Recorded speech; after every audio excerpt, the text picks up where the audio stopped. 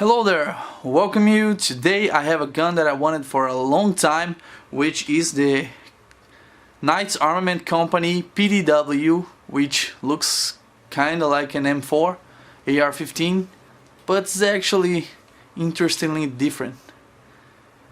This one is made by WE, and I finally got my hands on one of these, and I got another one. I borrowed it from a friend for a game, which I dual wield them. If you want to see that, it's in a link somewhere.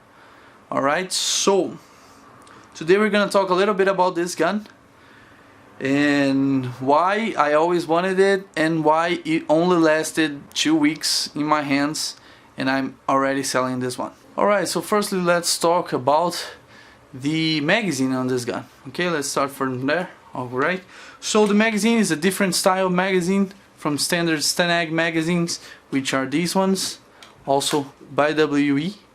Alright, so these are statically a little different. Has a little lump here, don't know why.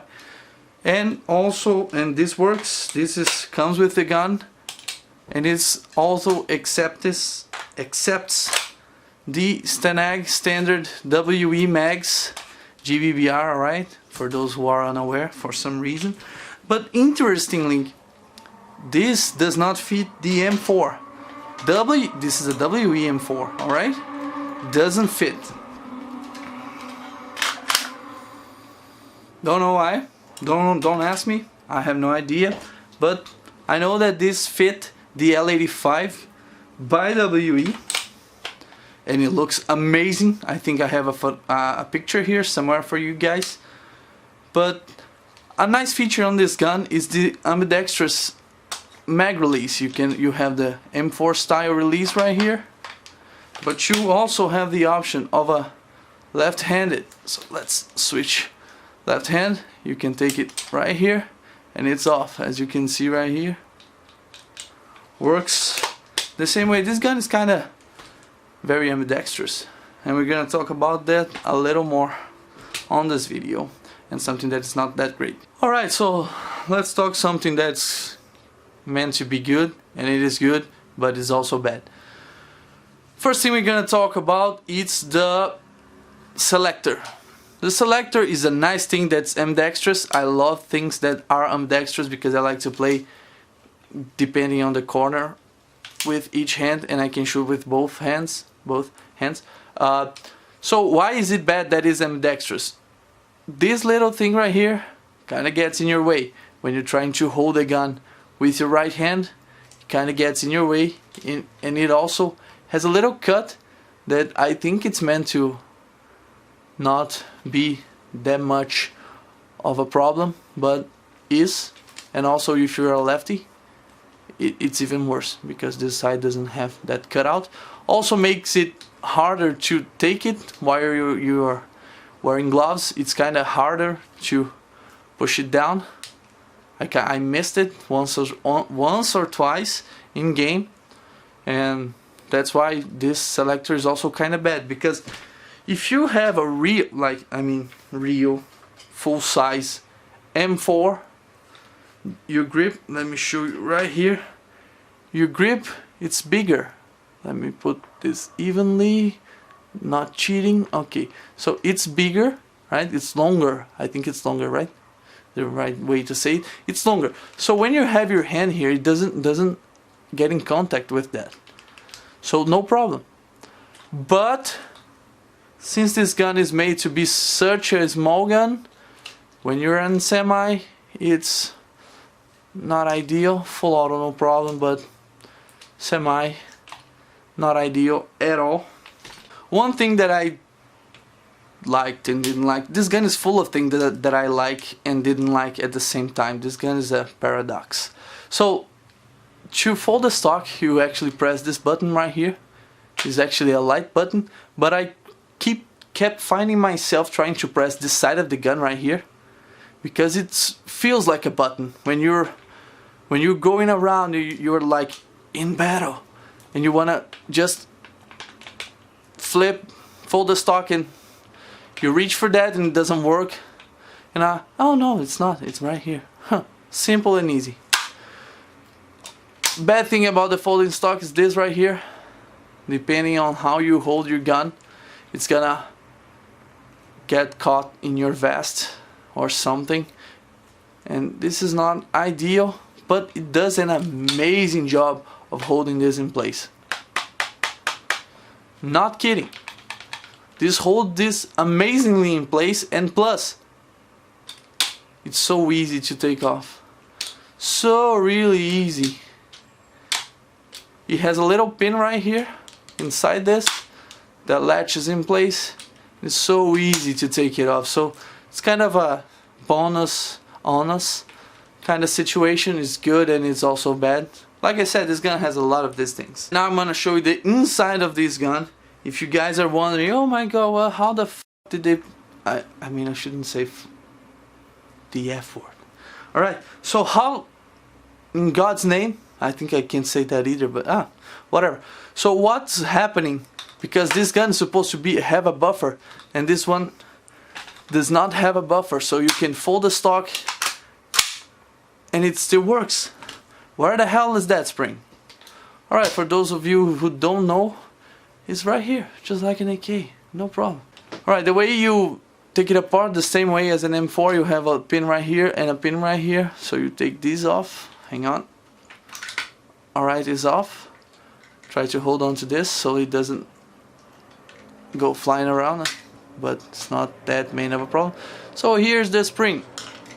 Alright, this is the spring that put the bolt back in place. This little spring. It doesn't have to be a big one like an M4. You have your bolt and nozzle and your charging handle. That's everything you have here. So big problem.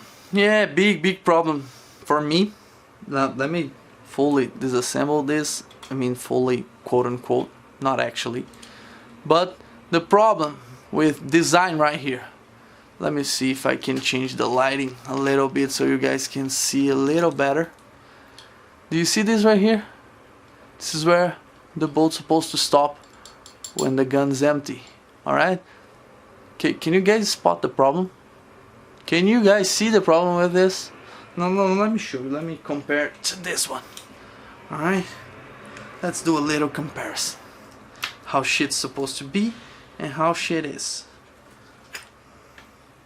Oh no, seems like that's a WE problem. Didn't know, just realized. So, I'm not gonna find another gun that I can show you guys, I'm sorry. This little thing right here, if the gun, oh my god, if the camera, alright, thank you. You see, this is kind of a triangular shape right here. What does that mean is that when your bolt's coming here, you have less contact with this. That's supposed to be kind of a square shaped. No, it has less contact with this, and well, you all know that WE is not that famous for the best kind of metals. So it kind of wears it to the point that it doesn't lock open anymore. So what did I do? I put a nail in.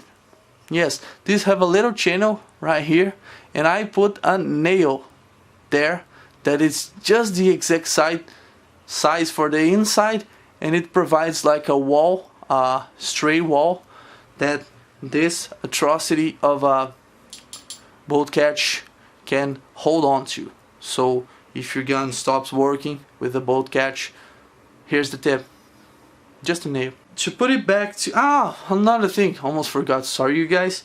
The other one that I had was not my friend's, another one, and the other one wasn't working the full auto, because for those who don't know, the full auto kind of works like this. You shoot, the gun cycles back, and it doesn't disengage the hammer until this little tab right here, the bolt goes all the way forward, and this little tab right here is pushed forward by the bolt when it's traveled all the way back. And his broke this little tab right here, not the whole arm, but this little part right here, and it wasn't working in full auto. I don't know if that's a problem or the person who had his gun before him used full auto a lot, but it's not a very common thing, I believe.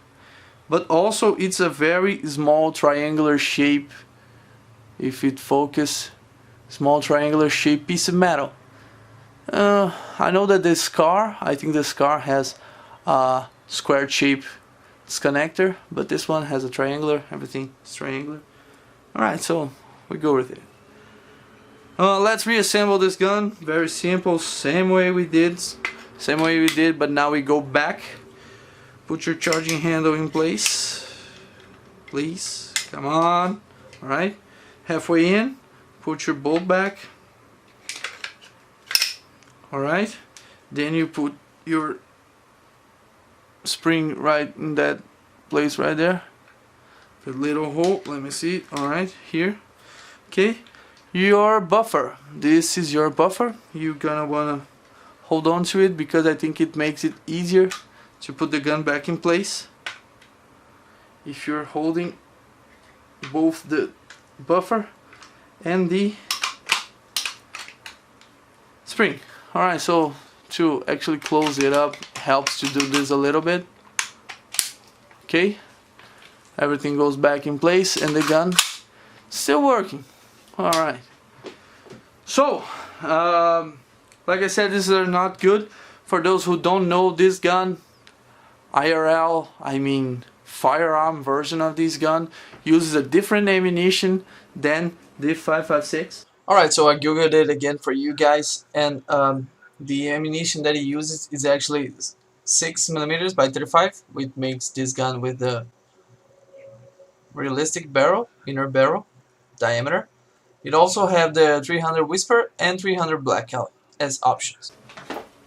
But I think I mentioned that it takes the M4 magazines no problem, but actually the real steel gun is a different caliber, and everything is made differently to fit some role in somewhere of. So what's the difference between both of these mags on this gun? Well, simple. I believe if the camera focuses, oh come on, this is the bolt catch thing that goes up when your gun is empty, and I believe that this one rises a little lower than this one. So what happens? Oh, let me show you. Out of ammo, right? And I'm not gonna even shoot, I'm gonna pull it. See? Not very good at locking open. Let me put it into a safe position, preferably on semi. Oh, finally. See? He has a hard time holding it, and any, well, this time locked in place very well, but most of the times when it locked open with this magazine, just a little tap and it went back home. That's not a thing with the M4 mag. First shot, and I believe that it is because of that, this difference, and I believe that I can kind of try to fix it, but since I'm not gonna keep this gun, I'm not gonna mess with the original magazine. But I'm gonna show you something about this that scared me very, very much. Hang on. I have no idea actually what kind of O-ring does this take. Bonus. The spring, it's loose, so you gotta take it carefully, and to put it back, you just know how it is to put it back. So here's what worries me. See this plate right here? See this plate right here? Shit, that's a problem. This plate is what seals the magazine. This whole plate right here seals the magazine. I have no idea what kind of O-ring is inside here. I don't want to find out. I really don't. One of these was leaking, and I just tightened the best I could the screws back, because man, I'm glad that it worked, because I wouldn't want to open this up and figure out what's going on under here. So this little piece right here fell off. I think it's like this. So what I told you guys that it maybe can be done right here. Maybe you can file off this top right here. Maybe you can file that off to make it work, to make it rise higher. I have no idea. I'm not gonna mess with this. I'm sorry. I'm not gonna mess. I'm not gonna keep this gun. and I'm probably not gonna keep the mags. Although they fit my L85 and it looks amazing, I'm not gonna keep this. If the buyer wants this mag, I'm handing it over easily because I will not care. I have a lot of these magazines, and if they want one of these, there's no problem. But if they want this also, there's no problem. Even if they are kind of hard to find in my country, and even if they look amazing with the L85, I just think it's not worth it. I don't know, maybe I'm wrong. Maybe just like the P90, I'm completely wrong, and it's so easy to fix it. But as of now, I don't want to figure that out. So, like I said, magazine's not good. And why? Why don't I keep this gun? I've wanted this gun for so long, and why, now that I have it, and I had two, why don't I keep it? Oh, you want an answer? Okay, so basically, this gun feels to me, alright, this is me, this is not a problem of the gun. For me, feels like if you had a cousin that's a kid and he kind of have a replica, but it's scaled down, you know, like if you took this and scaled this down, this is what this gun feels like to me.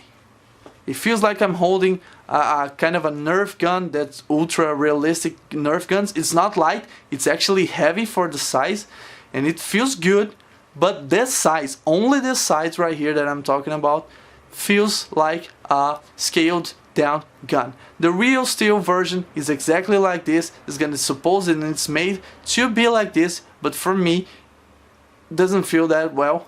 And also something that I'm gonna do right now, let me check my chamber.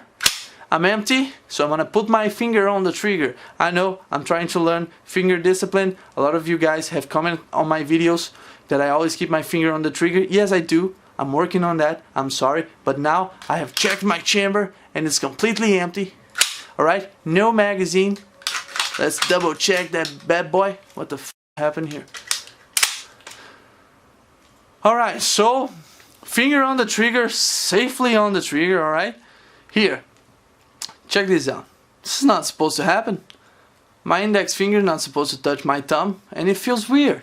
It feels so weird that this can happen, because this is a very short grip. My UMP45 have a short grip, also bothers me, but not as much because the trigger is right ahead, has a big trigger guard, and it feels better. This, I don't like this. I don't like this one bit. And you see, for me to shoot properly, that I'm not gonna shoot like this, I'll have to put my finger back. And to put my finger back, look how it goes. Look how far I have to put it to shoot uncomfortably right. I'm sorry for my pronunciation, but uncomfortably right. This is not good. I'm sorry, I don't like it. This gun performs well. The other one performed as well, just as good. I've chronoed this gun. This gun is actually way too hot because it's about 428 to 400 in 0.20s.